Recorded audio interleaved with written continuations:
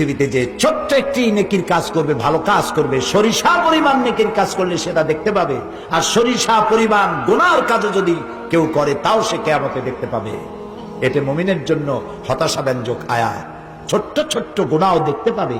হযরত আবু সাঈদ খুদরি রাদিয়াল্লাহু তাআলা আনহু তিনি প্রশ্ন করেছিলেন, হে রাসূল, এই আয়াত নাযিল হওয়ার পর তিনি বলেছিলেন, হে রাসূল, আমি কি আমার ছোট বড় ছোট ছোট গুনাহগুলিও দেখব?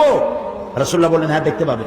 হযরত আবু সাঈদ খুদরি রাদিয়াল্লাহু তাআলা আনহু শিশুর মতো ডুকরে কেঁদে উঠলেন, তাহলে তো আমি শেষ হয়ে যাব, আর একবার মরে যাব, আমার সব গুনাহ যদি আমি কিয়ামতে দেখি। হযরত ওমর কাঁদতেছিলেন।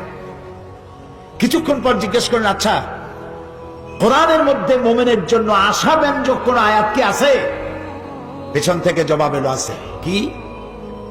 তিনি জবাবে বললেন, কুল ইয়া ইবাদিয়াল্লাযীনা আসরাফু আলা আনফুসিহিম লা তাকনাতু মির রাহমাতিল্লাহ ইন্নাল্লাহা ইয়াগফিরুয যুনুবা জামিআ।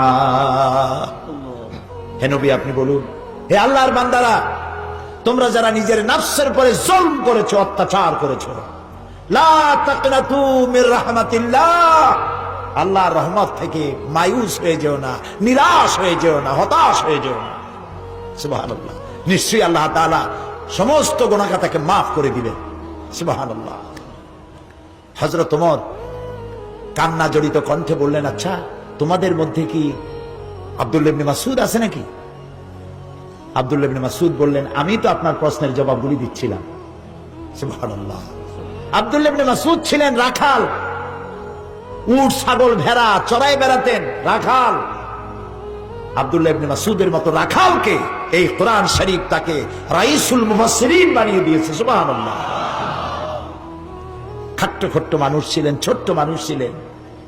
একবার তিনি গাছে উঠতেছিলেন, খেজুর গাছে খোরমা পাড়বার জন্য। সাহাবায়ে কেরাম যারা নিচে দাঁড়ানো ছিলেন, হযরত আব্দুল্লাহ ইবনে মাসউদকে তার ছোট্ট ছোট্ট পা দেখে নিচে হাসাহাসি করতেছিলেন। রাসূলুল্লাহ লক্ষ্য করলেন, বললেন, সাহাবীরা, তোমরা আব্দুল্লাহ ইবনে মাসউদের ছোট পা দেখে হাসতেছো? কিয়ামতের দিন আব্দুল্লাহ ইবনে মাসউদের দুটো পা আল্লাহর দরবারে উহুদ পাহাড়ের চাইতে ওজন বেশি হয়ে যাবে। সুবহানাল্লাহ। কত বড় আলেম ছিলেন তিনি। মুমিন বান্দার জন্য আল্লাহ তাআলার রহমত তার হতাশার মেঘকে কাটিয়ে দেবে।